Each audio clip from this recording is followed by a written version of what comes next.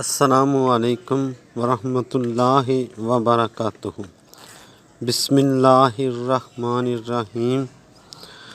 رسول کریم رؤوف الرحیم صلی اللہ علیہ وآلہ وسلم نے فرمایا، مجھے اللہ رب العزت کی طرف سے بھیجا گیا ہے تاکہ اخلاقی اچھائیوں کو تمام کمال تک پہنچاؤں۔ یعنی آپ کی نبوت کا مقصد یہ ہے کہ لوگوں کے اخلاق و معاملات کو درست کریں، ان کی زندگی سے برے اخلاق کی جڑیں اکھاڑیں اور ان کی جگہ بہتر اخلاق پیدا کریں۔ یہی تزکیہ آپ صلی اللہ علیہ وآلہ وسلم کی بعثت کا مقصد ہے۔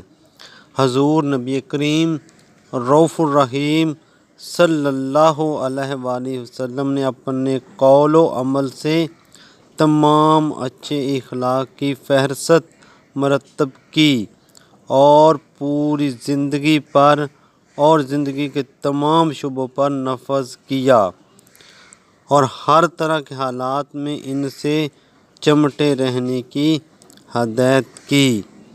اس نے اخلاق کیا ہے، اس کی تفسیر حضرت عبداللہ بن مبارک نے ان الفاظ میں کی ہے، یعنی کہ اس نے اخلاق نام ہے خوش روئی کا، مال خرچ کرنے کا اور کسی کو تکلیف نہ دینے کا۔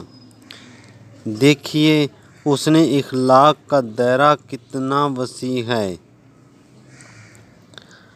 بخاری و مسلم میں حضرت عبداللہ بن عمرو بن العاص رضی اللہ عنہ کہتے ہیں کہ رسول کریم رؤوف الرحیم صلی اللہ علیہ وآلہ وسلم نہ تو بے حیائی کی بات زبان سے نکالتے، نہ بے حیائی کا کام کرتے اور نہ دوسروں کو برا بھلا کہتے۔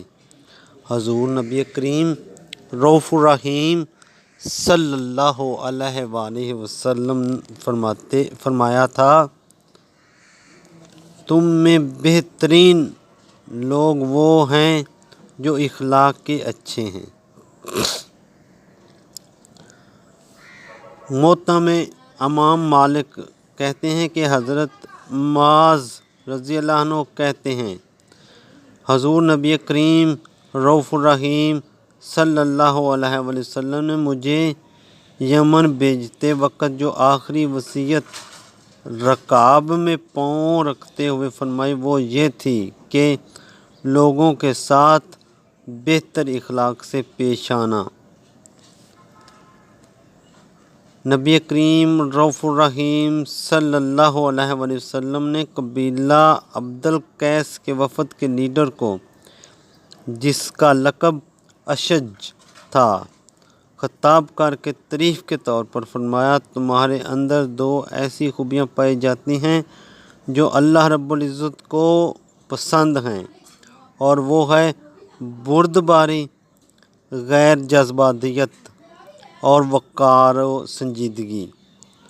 عبد القیس کا جو وفد حضور نبی کریم صلی اللہ علیہ وآلہ وسلم کے پاس آیا تھا، اس کے دیگر آدمی تو مدینہ منورہ پہنچتے ہی آپ صلی اللہ علیہ وآلہ وسلم کی طرف دوڑ پڑے، نہ نہایا، نہ دھویا اور نہ اپنے سامان کو ٹھیک سے کہیں جمایا، حالانکہ دور سے آئے تھے، گرد و غبار سے اٹے ہوئے تھے۔